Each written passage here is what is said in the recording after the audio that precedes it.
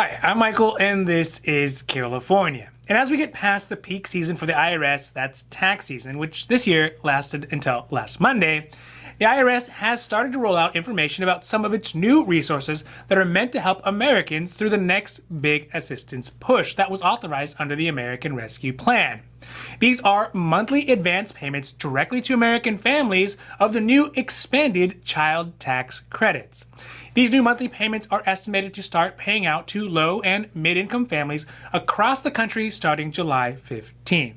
The new payments are going to pay out up to a total of $1,800 through the rest of this year at $300 a month per child till the end of the year, and in total up to $3,600 for children who are under the age of 6 years old by the next time that we all file our 2021 taxes. So today we are going over the new information about two different new portals that the IRS is rolling out to help folks make sure that they can get those advanced child tax credits starting in July, how the credits are supposed to work, and when you can expect to get those benefits for each month left throughout the rest of this year. Now, this is your daily dose, and before we get to it, if you like this information, if you find it interesting, if you find it helpful, please don't forget to like and subscribe.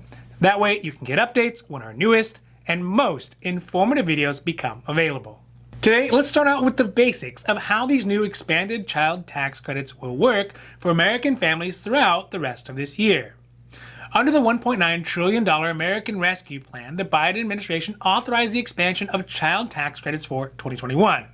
This was intended to be yet another way to get additional money into the pockets of families across the country who are still struggling to pay their bills while the recovery and reopening effort of the economy progresses.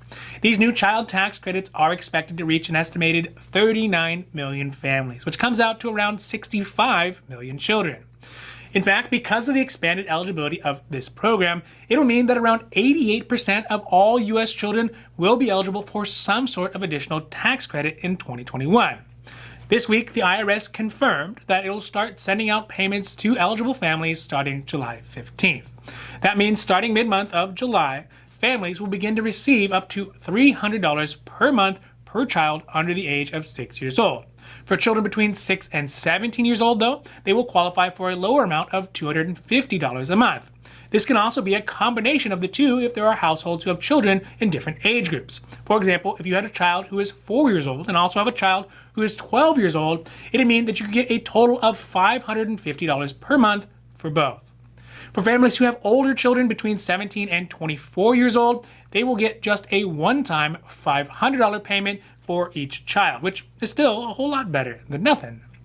These payments will last through the rest of the year and will amount to a total of $1,800 per child under the age of 6 years old and $1,500 per child over 6 but under 17.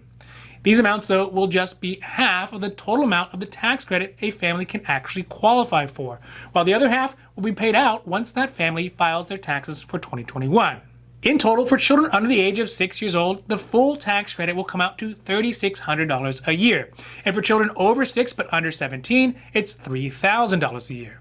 This is a marked increase in benefits that last year were only up to $2,000 per child.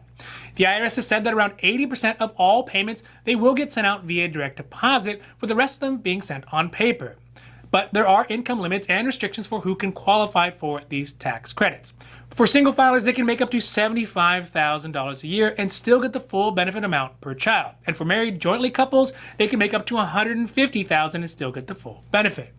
Farther out, the Biden administration has proposed in its most recent American Families Plan to extend these child tax credits out to 2025 at least, and hopes permanently beyond that. Of course, there are still some inefficiencies in how the government plans to roll these benefits out. Primarily, that more than one half of all children in deep poverty in our country live in households who don't file taxes, making these benefits paid out predominantly through tax difficult to access for these families. One solution that the IRS is rolling out to help these non-tax filing families to get access to these tax credits is through developing two new portals that they will start rolling out in maybe late June or early July to help families who do not file taxes or who have mid-year changes. These portals can be used to update the IRS of their situation and ensure that they get the benefits that they are entitled to. Although really at this point, how many portals can the American people take? There's one for stimulus checks. There's one to check the status of your taxes and your refunds, one to update non-tax filer information from last year, and now two more. It does seem a little bit like death by 1,000 portals. But anyways, these two new portals, they will be directly targeted for the purposes of the expanded child tax credit. Although there is no formal directions on how they'll be worked out just yet, there are notes about what they can be used for. The first portal will allow eligible Americans to notify the IRS of income changes, so things like child custody changes, like gained full custody, lost custody of a child mid-year, or for new family arrivals like babies or adoptions, as well as updates to marital statuses. Furthermore, the first portal will allow folks to either opt in or to opt out of receiving the advanced child tax credits, which means that they can receive them as a full lump sum when they file their 2021 taxes at the beginning of next year. The second portal is going to be specifically for people who do not file taxes and can be used to notify the IRS that they are seeking the expanded child tax credits. Also to notify them of updates to their personal information, the number of children in their household, and the ages of any qualified children who are in those households. And also lets filers submit a simplified electronic form to the IRS to qualify for the new benefits. The second portal is hopefully going to assist those families who are unbanked or who are perhaps untaxed or maybe even who are homeless. Also, one last note. For parents who do have shared custody of children, these payments will only go to one of those parents, but it will not go to both. Finally today, I just want to include a few more bits of important information that pertains to the child tax credits. First, if you're wondering how much benefit you may be able to receive, I'll put a link to a useful online calculator that you can use to try to figure out what your potential monthly benefit could be. Link down below. Also, I want to go over the exact dates that the IRS will release payments for the next 6 months. Basically, it's always going to be on the 15th of each month, except in the case where there are holidays or weekends that change up the payment dates.